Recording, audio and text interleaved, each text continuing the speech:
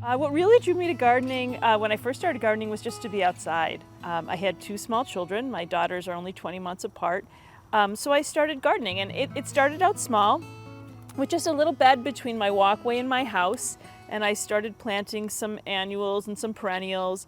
And over time it just grew. And now it's a massive border garden in a suburban yard because I don't have a swing set back here anymore and I don't have a dollhouse. And then, somewhere about 5 years ago, it became the obsession where then it's like I kept adding beds because there was a plant I didn't have and I needed to have it. But I wasn't really like a houseplant person or anything. It really was the aesthetic experience of gardening for me. And my kids have grown and the garden has grown quite a bit as well. I always liked to be outside, but I didn't really know about gardening. I hadn't really been exposed to that. I didn't really think about cultivating plants or growing plants. In a moment of what felt like reckless abandon, I reached out to the open gardens and said, hey, I think my garden's okay. And they said, oh yeah, no, your garden's okay, you can do this. And I think I've been doing it 5 years. So I am the curator at Buffalo Art Studio. And so what I do as a curator is I choose the artists that we exhibit. I choose the placement of the artwork within the exhibition. And I have to care for the intent of the artist. I have to care for the objects. And I think that's very similar to what I do in the garden. I am curating my garden all the time. I'm moving plants, I'm adding plants, I'm cutting plants back. I'm thinking about how they look together.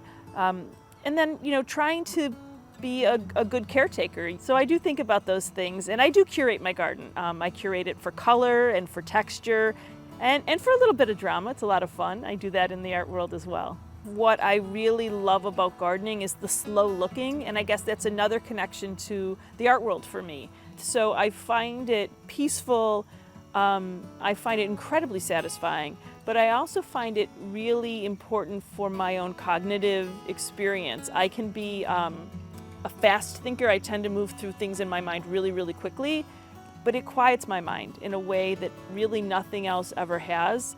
In the last 10 years, I think it's not surprising that I have grown my garden exponentially at the same time when my engagement with screens professionally and personally has blown up too.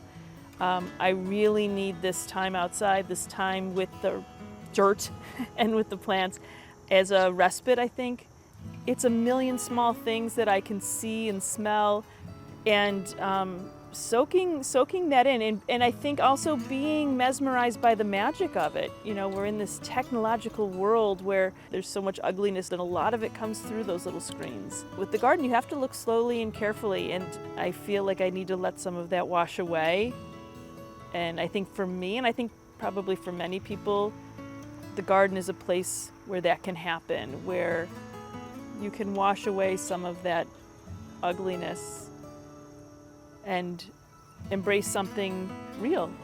I like opening my garden. I think the garden culture here in Buffalo and in Western New York is, for me, something we really need right now too, this opening of your yard, of your home, being bold enough to share your garden. I really love that the garden walk doesn't jury.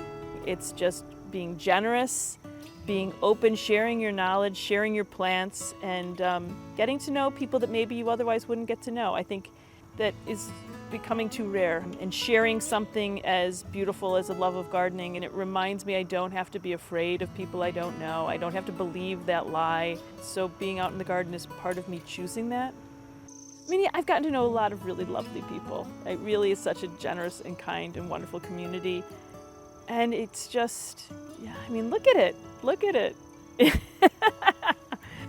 But I've been sitting out here every night for years, and it's still thrilling to see a hummingbird and to hear it squeaking, to see a monarch butterfly, and to see lightning bugs. But it's truly a labor of love, and I get so much back for doing it. I'm really happy. I'm exhausted when the summer comes in, and I'm a little sad, but I'm always happy that I've had all these people through my garden, and that I've gone to other people's gardens as well.